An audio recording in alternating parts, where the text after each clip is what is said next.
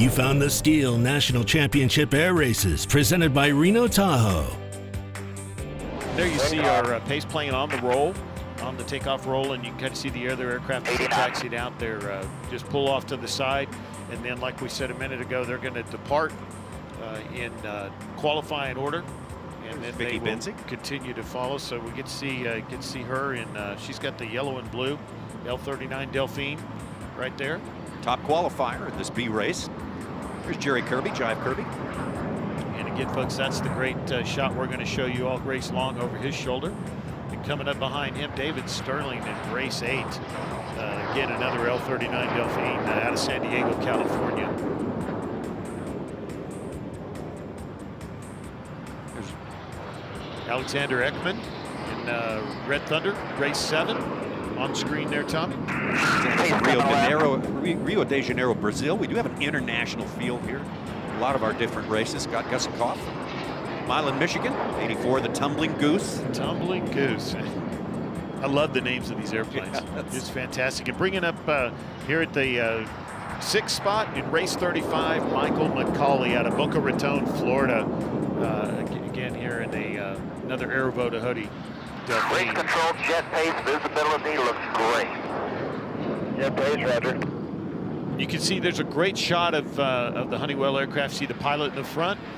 The seats are taken out in the back, so we'll talk about that here in just a minute. But we saw that again. The jet class here, they race our 8-mile course, 6 laps, speeds exceeding 500 miles an hour. It is a great course.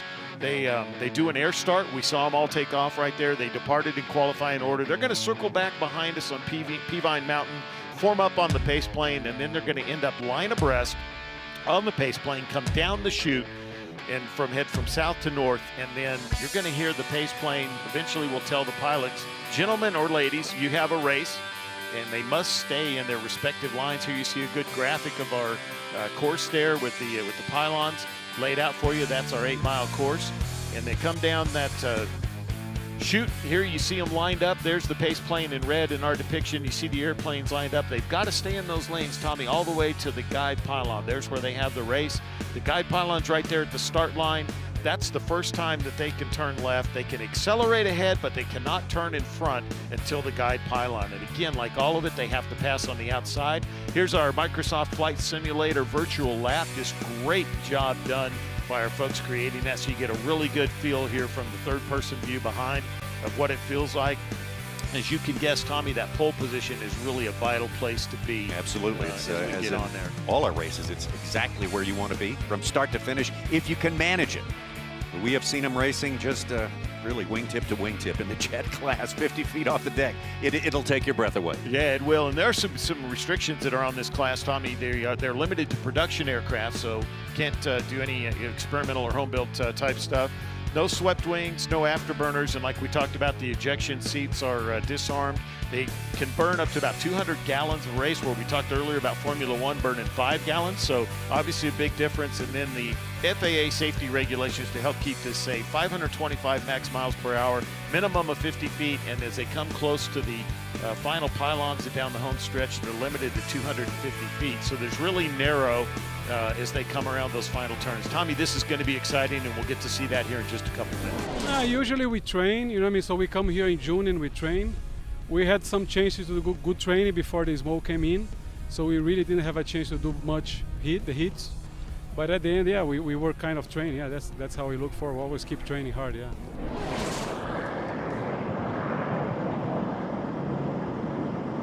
And the Fury, the sound of the Fury we can hear here in Reno is the Jet Class B. Looking for our picture to clear up, and there they are. They are lined up. They're ready to race. Yeah, they are on the course, Tommy. They're making the turn at the guide pylon. We're watching all 6 aircraft come around the corner, head down the north end of the course. They're going around pylons 4, 5, and 6. That's the farthest north on our biggest jet class course. As they circle around, you see a great shot there of the aircraft as we're talking about them diving into the valley of speed, and now they're headed southbound. They're all going to descend. They accelerate, and they're headed down, headed for pylons 7, 8, and 9 as they make their way back here towards the front. Vicki Benzing, that's race 54. She started in the pole position, and she is holding on to that lead for now. Robin 1 is the name of that airplane. Yeah, and they are just accelerating up to speed now, Tommy. They're really getting rolling. And we got quite a little gaggle back there for second, third, and fourth position. They're all jockeying. Again, remember, they got to pass on the outside here, Tommy. So the aircraft are just now about one circuit around. They're getting to their fully accelerated speed. Qualifying speeds on this silver grouping about 430, 440 miles an hour. They can get them up close to 500, and there we get a great shot of Vicky coming back through the pylon near the pylon cams up there in the foothills, and you see her there on the north end of the course accelerating away. She seems to be pulling away from the field just a little bit. And there we got a great pack there at second, third, and fourth. You can see Jerry Kirby in race 11 and Ivan down there on the bottom. He looks to have the inside track, but we'll watch them, and here we get to see Vicky Benzing. She makes her way around the final pylon. Vicky Benzing getting fly that clean air here. We got a good condition for racing right now, something we haven't had all week long. It is a thrill to watch these jet pilots, these jet airplanes in action here as she crosses in front of the steel start-finish line. The red and white airplane, Red Thunder, Alex Ekman from Brazil. Yeah, Tommy, it's definitely quite a battle there for second, third, and fourth. It looks like second's kind of pulling it back out a little bit. We're going to jump back to Vicky Benzing in her yellow and blue. She calls it the Robin 1. It's a Reno-Tahoe L39. Great shot. I mean, folks, you can just see the junipers out there in the foothills, how low they are at just under 500 miles an hour as they're circling around. And Vicky's just doing a great job. She's flying a very tight course.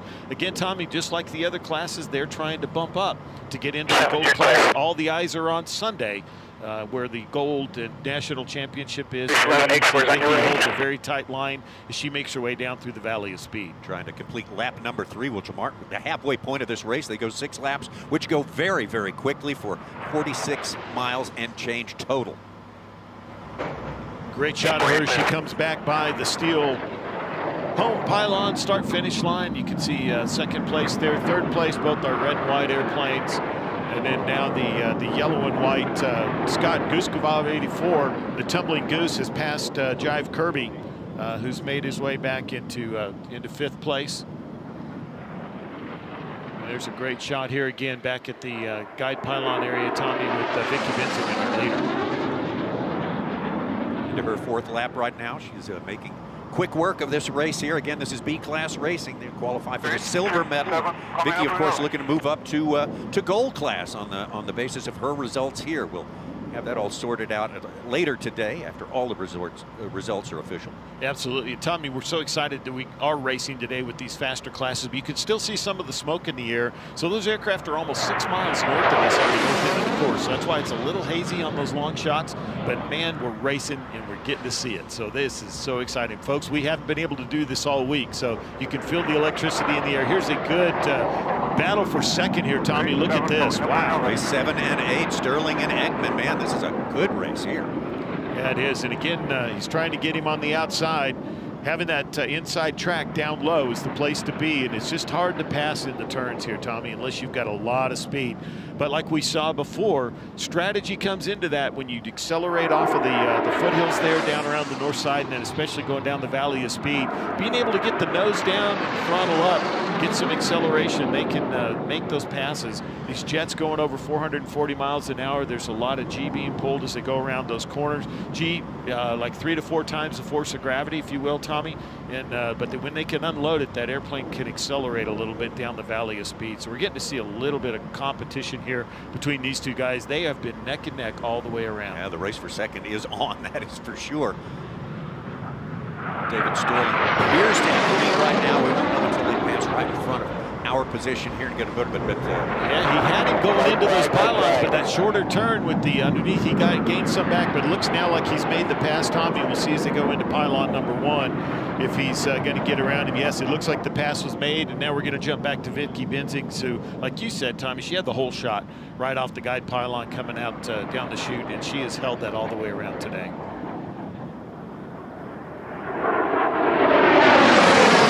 Man, you got to love that sound, don't you? That is so exciting. Man. Wait all year for that. Finally, it is here. Jet airplanes flying at 50 foot off the deck, Tommy. This is what we come for. what the fans are here for. And now for those of you that are airplane junkies like me, you can smell that JP4 in the air as they're coming by. And there's nothing that smells like speed other than jet fuel. And here Vicky's coming around to the finish, Tommy. Getting ready to take the checkered flag, and the Robin won the L39C. Vicky Benson from Monterey, California. No problem. Here we come with second and third, Tommy. Look at that. Looks like David Sterling finished in third. Yeah, Ekman was able to overtake there. Race number 7. Race 84, Tumbling Goose looks like he's unofficially in fourth. And then coming around the final corner here, we'll see him come through the camera shot here in just a second, is race 11. Jerry Kirby. There it is right there. One more jet on the course right now, the Honeywell, the L30. Race 35, Michael McCauley from Boca Raton, Florida. We'll see him zip through the camera shot. There he is right there on screen, Tommy. There we go. And that brings all 6 of them, and they all pull up to circle around to land. What an exciting race. Oh, man. Man, we saw Vicky Benzing pull out fairly early and hold the lead, but there were some battles going on back in the field in this race, Tommy. Wow, second place was hotly contested there. A great battle between David Sterling and Alex Ekman, races 8 and 7. Yeah, absolutely. And there was some great passing going on. And here you see our unofficial jet results. Tommy in first place, Vicky Benzing, and the Robin won, as you said. Yeah, Alexander Ekman. Actually, Brazil trying to, appeared to edge out with race number 7, the Red Thunder. Edge out David Sterling, race number 8. Right there, named race number 8. The Tumbling Goose, Scott Gustikoff in 4th place. Jerry Jive Kirby and Ivan in 11th, and Michael McCauley, Honeywell, race 35 in 6th place. What an exciting race, Tommy. I mean, this is silver class racing, but that doesn't mean the adrenaline's not there and they're not trying to bump up into the gold. And it's all about competition here at Reno. And Tommy, nowhere else on the planet. I mean, truly, they say it's the fastest motorsport in the world. And truly is, and there is no place else on the planet that you can do closed course pylon racing like we do here in America at Reno at our national championship air races sponsored by STIHL.